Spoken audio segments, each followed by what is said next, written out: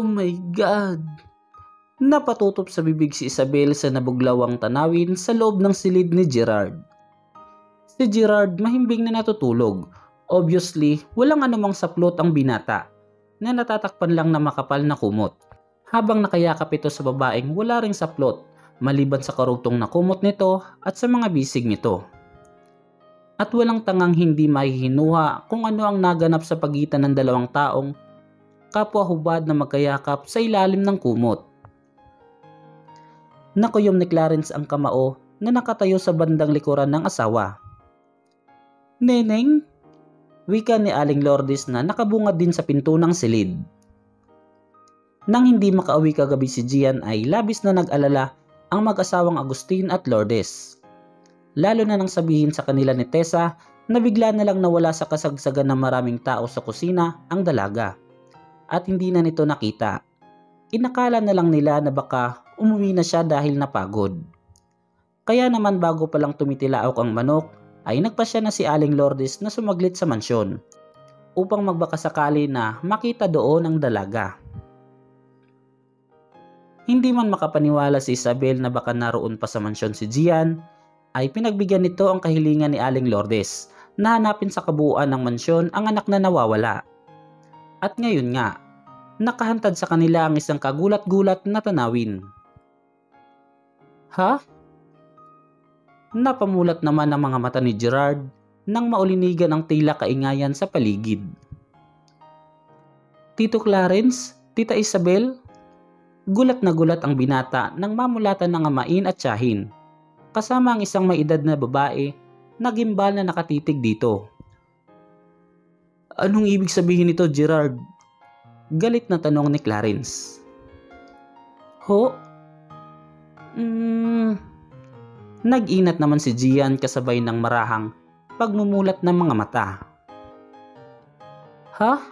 Napamulagat siya nang masulipan si Senyora Isabel at Senyor Clarence habang katabi ang kanyang inang si Aling Lourdes. Anong?" Saka siya natigilan nang mapansin ang sariling ayos. "Hindi!" Sabay sulyap sa lalaking katabi sa kinahihigaang kama. "Gerard?" Kasunod niyon ay sabay-sabay na dumating sa kanyang pangunawa ang mga pangyayari kagabi. Ang paghiga niya sa malambot na kama na pakiramdam niya ay nababagay lang sa isang prinsesa. Ang pagkaidlip niya, ang pagmumulat ng mga mata at mukha ni Gerard ang kanyang unang nasilayan. At ang biglang dating ng kudlit ng pag-asa sa kanyang puso na sa wakas ay magiging kanya na ang lalaking pangarap. "Bakit dito, Gerard? Alam mo naman na sagrado ang lugar na ito." Galit pa rin na tanong ni Clarence. "Walang hiya ka?" Biglang sugod ni Aling Lourdes sa kanila. "Pakakasalan mo ang anak ko. Pananagutan mo ang kababuyang ito." Saka pinagsasampal nito ang binata. "Ho? Sandali lang ho." Hindi malaman ni Gerard kung paano sasalagin ang mga kamay ng may edad na babae. "Inay, tama na ho." Tinangkang umawat ni Gian. "Isa ka pa, talipandas, walang karangalan." Gigil na binalingan ni Aling Lourdes ang anak at siya naman ang pinagsasampal. "Inay, wag ho." Kanda iyak na hindi malaman ni Gian kung paano sasalagin ang kamay ng ina habang pinipilit niyang huwag maalis sa hubad na katawan ang kumot. "Aling Lourdes, tama na ho." Kahit naman paano ay nanaig kay Clarence ang kaliwanagan ng isip at agad nitong naawat ang babae. "Iha, halika." Mabilis namang naalalayan ni Isabel si Gian paahon sa kama at ibinalot nito sa kanyang katawan ang isa pang kumot na nahagip. "Mga walang hiya kayo. Bakit ginanito ninyo ang anak ko?" Naawat man si Aling Lourdes ay patuloy pa rin ito sa pagtutungayaw. "Dahil baka may mahirap lang ay pupwede na ninyong gawing laruan?" "Aling Lourdes, alam ninyong hindi kami ganyan." Bahagyang tumaas ang tinig ni Clarence habang inilalayo sa anak ang babae. "Hindi? Ha? At anong ibig sabihin ng lahat ng ito?" Pinayagan ko ang anak ko na tumulong sa handaan dito sa mansyon nyo. Pero anong nangyari? Hindi siya nakauwi kagabi at ngayon ay makikita kong hubad siyang nakahiga dyan sa kama at kayakap ang lalaking yan. At anong maaaring gawin ng dalawang taong kapwa hubad na magkayakap? Naglaro ng Jack and Poy? Lalo namang nanggalaiti si Aling Lourdes bagamat sumasargo ang luha sa mga mata nito. Tila naman hindi pa ganap na maunawaan ni Gerard ang nagaganap. Nakamaang pa rin ito sa mga taong nagtatalo sa harapan nito na tila ba hindi ito kasali sa usapang iyon. Samantalang si Gian, gimbal pa rin ang utak sa bilis ng mga pangyayari. Gayunpaman, may isang bahagi ng utak niya ang tila gustong magdiwang. Naging kanya si Gerard El Greco kagabi. Inangkin siya nito. Katunayan ay nararamdaman pa niya ang kirot na sumisigid sa bahaging iyon ng kanyang katawan. At naangkin niya ito. Aling Lourdes, alam naming isang malaking kahihiyan sa inyo ang bagay na ito. Alam naming karangalan ang tangi ninyong kayamanan. Pero isang bagay lang ang titiyakin ko sa inyo. Pananagutan ng pamangkin ko ang kasalanang nagawa niya. Uncle, gimbal si Gerard sa narinig. Napamaang naman si Isabel habang si Aling Lourdes ay unti-unting natigilan. Si Gian natulala na. That's absurd, Papa. Iritadong palakad-lakad sa kabuuan ng kanyang silid si Gerard. Hindi ko sinasadya anuman ang naganap sa amin ng babaeng yon. Nani hindi ko alam ang pangalan at parang noon ko lang nakita. Lasing ako kagabi. Nadatnan ko siyang nakahiga sa kama ko. Alright, nagandahan ako sa kanya. Isa pa, wala ako sa sarili ko. Hinalikan ko siya. Pero saglit lang yon. Nang magising siya ay siya na ang... Don't give me that bullshit, Gerard. Galit na sigaw ni Arthur. Isang bagay lang ang gusto kong sagutin mo ng totoo at wag na wag kang magsisinungaling sa ngalan ng Diyos. Ano ho yun? Virgin siya, hindi ba? Nakuyom ni Gerard ang kamao. Of course he knows that. At paano niya makakalimutan na virgin pa ang babaeng inangkin niya kagabi? Gayong kahit lasing siya ay alam niyang natigilan siya ng maramdamang nasasaktan si Gian kaya ito napahikbi. Pero masyadong sensual ang dating ng dalaga sa kanya kagabi. Her natural scent, her ethnic beauty, at ang init na hatid ng hubad nitong katawan. Pakiwari ni Gerard kagabi ay mababaliw siya kung hindi ito tuloy ang pag-angkin sa babaeng may ginising na kakaibang init sa kanyang pagkatao. Oho, alanganing tugon ng binata. Then marry her. No! Yes, dahil kung hindi mo ako susundin, I'll swear, aalisan kita ng mana, itatakwil ka ng buong angkan at hahayaan kong idemanda ka ng pamilya ng babaeng yon. That's unfair, Papa. Marami akong naging nobya, pero hindi ako natrap ng ganito. I know that. Iyon ay dahil nagagawa mo silang takasan, dahil mga moderna at pakawalang babae ang nabibiktima mo. But not this time. Isang probinsyana ang nadisgrasya mo. Isang mahirap na probinsyana ngunit marangal ang pagkatao na walang tanging kayamanan kundi ang karangalang sinira mo. So, you have to pay the damage. God, nangingipospos na napaupo na lang sa kama ang binata. Maganda ang samahan naming magkakapatid. Hindi ako papayag na magkalamat iyon dahil lang kinonsinti kita. Hindi ako mapapatawad ni Kuya Clarence kapag hinayaan kong masira ang karangalan at salita niya sa isang taga San Simon. Napabuntong hininga na lang si Gerard, bagamat hindi siya kumibo. Sa isip niya ay galit na galit siya kay Gian, sa babaeng sumira ng lahat ng plano niya sa buhay. Pakakasalan mo siya, Gerard? Nagkakaintindihan ba tayo? Hindi makasagot ang binata. Nagkakaintindihan ba tayo, Gerard? Ulit nito sa tanong.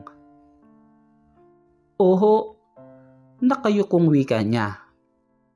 Matigas siya, maloko, Pero sa isang bagay ang may pagmamalaki niya, hindi niya kailanman kayang labanan ang ama.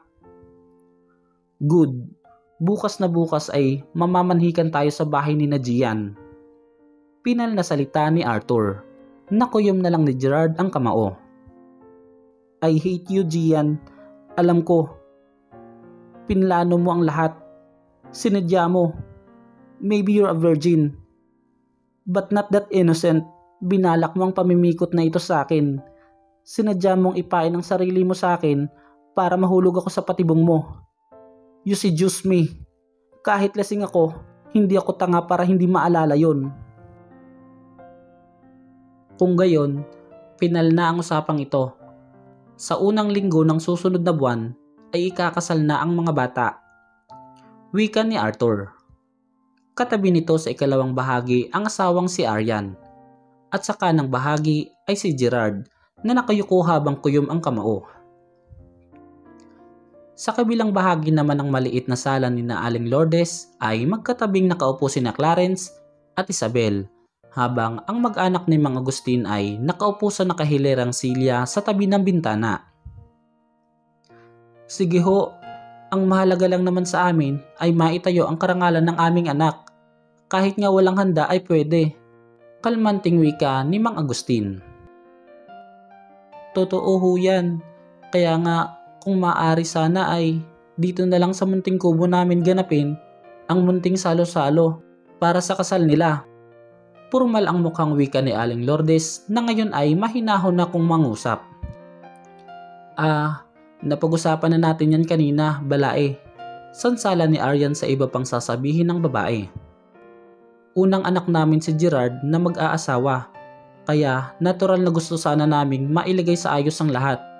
Huwag na ho ninyong alalahanin ang handa, kami na ang bahala roon. Isa pa ho ay lalaki ang amin.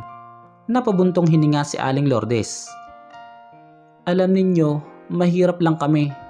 At alam kong ngayon ay nagkakawagan ang dila ng mga kapitbahay namin. Dahil iniisip nilang ang kayamanan ninyo ang hangad namin, kaya naganap ito. Pero nagkakamali kayo. Ang tanging mahalaga lang sa amin ay maitayo ang puri ng aming anak. Kahit walang handa, kahit hindi maganda ang damit. Ang mahalaga, Balaing Agustin, nauunawaan ko kayo. Pero mulat sa pool, alam naman ninyong hindi matapobre ang mga El Greco. Mahalaga din sa amin ang karangalan at ang prinsipyo. Hindi kami papayag na makaargabyado ng kapwa ang aming angkan. Patas kami kung lumaban. Isa pa, kung nangyari ito sa anak naming babae, hindi rin kami makakapayag na maargabyado siya. Kaswal na wika ni Arthur. Nababuntong hininga na lang si Mang Agustin. Kung gayon ay salamat at kayo na ang bahala kung anong klaseng kasal ang magaganap sa kanila. Tahimik lang na nakikinig si Gian habang nakayuko. Ngayong ang kasal na nila ni Gerard El Greco ang pinag-uusapan, dapat ay matuwa siya. Ito ang katuparan ng malaonan niyang pangarap, hindi ba? Pero hungkag ang kanyang puso sa pakiramdam na iyon. Pagkatapos ng naganap na kaguluhan sa loob ng silid ni Gerard, pagkatapos niyang mabilad sa kahihiyan, pagkatapos niyang masaksihan kung gaano ang pagtutol ng binata, nang marinig na dapat siyang pakasalan nito, at pagkatapos niyang masilip sa mga mata nito ang kislap ng puot para sa kanya, bigla niyang na-realize, napakalaki nga pala ng agwat ng buhay nila nito.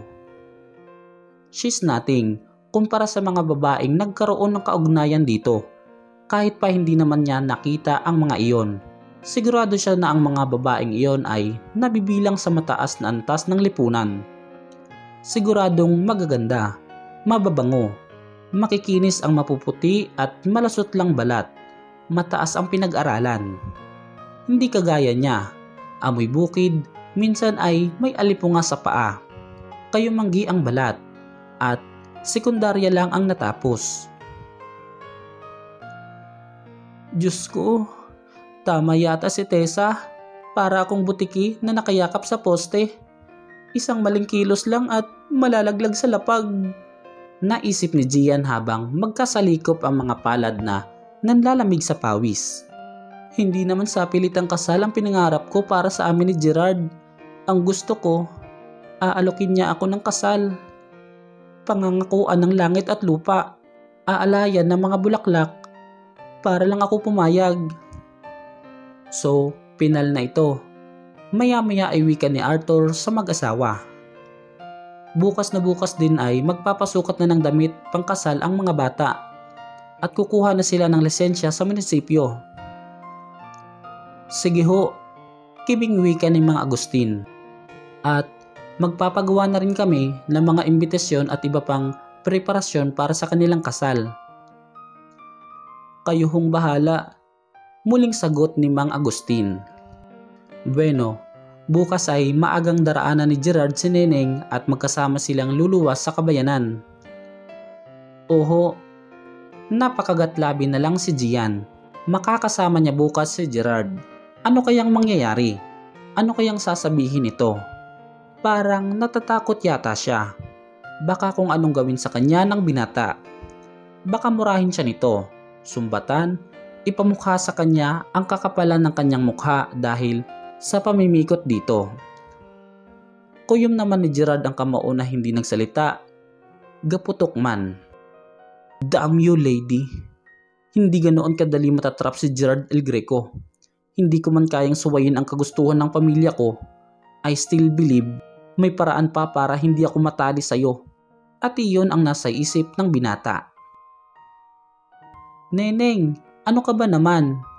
Tawag ni Aling Lourdes mula sa labas ng maliit na silid ni Gian.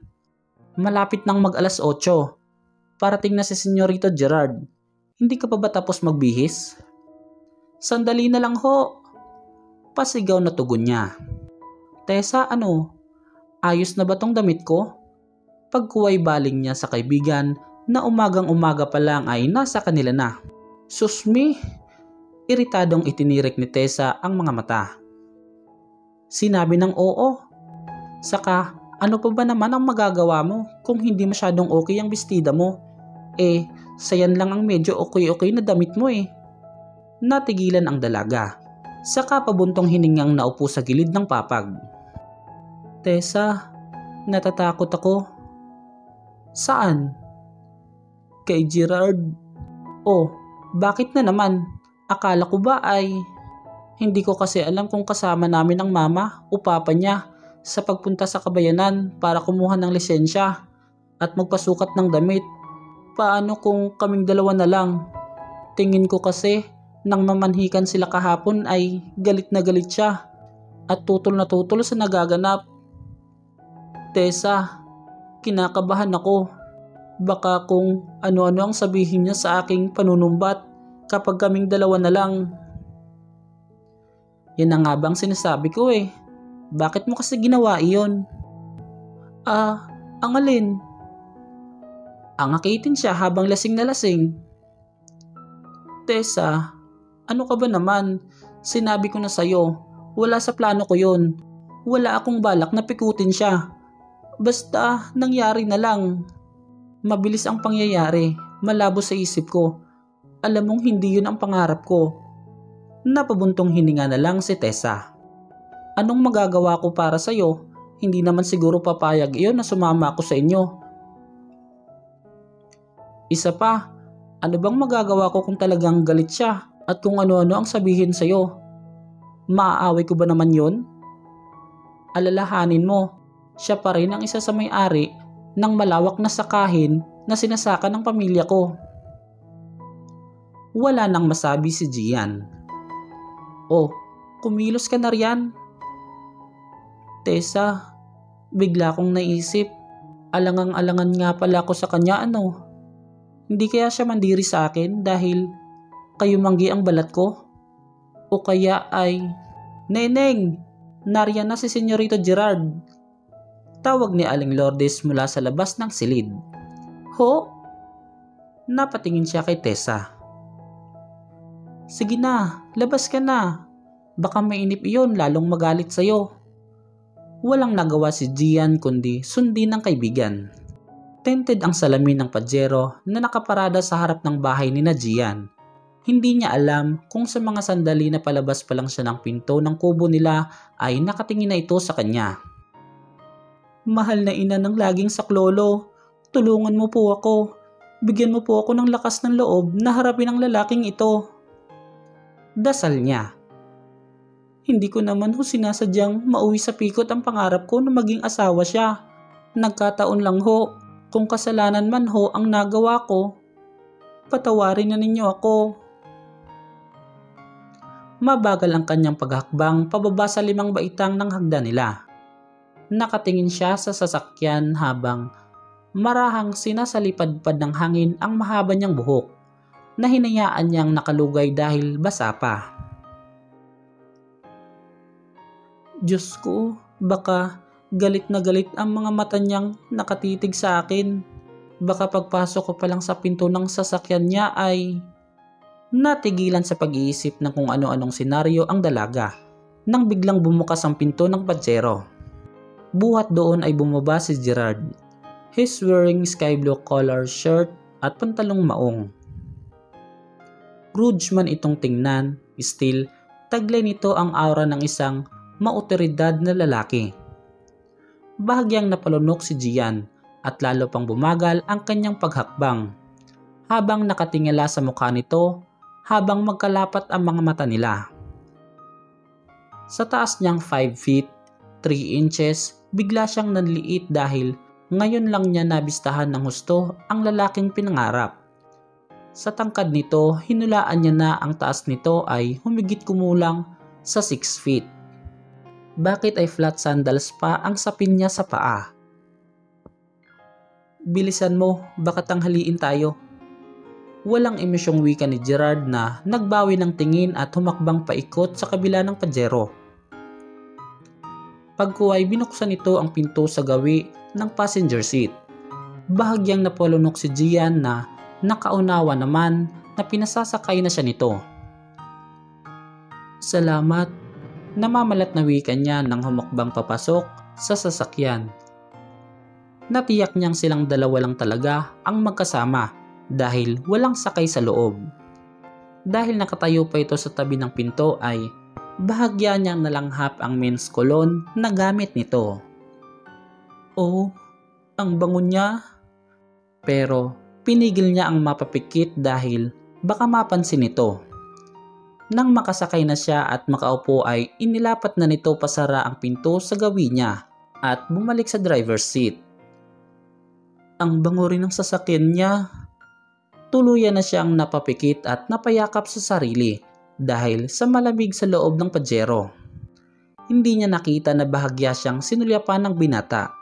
Ilang sandali pa ay payapa na nilang tinatahak ang kalsadang palabas sa San Simon. Tahimik si Gerard, taliwas sa inasahan at kinatatakutan ni Gian na manunumbat ito at magtatanong o kaya naman ay aawayin siya at mang-iinsulto. At lalo siyang natatakot sa reaksyong iyon ng binata. Mas mabuti pang magsalita na ito ngayon pa lang. Mas maganda kung ipakikita na nito kung gaano ito kagalit sa mga nangyari upang matansyan niya ang sarili kung kaya niyang harapin ang galit nito. Dahil kung hindi, baka siya na mismo ang umatras sa sapilitang kasalan na iyon.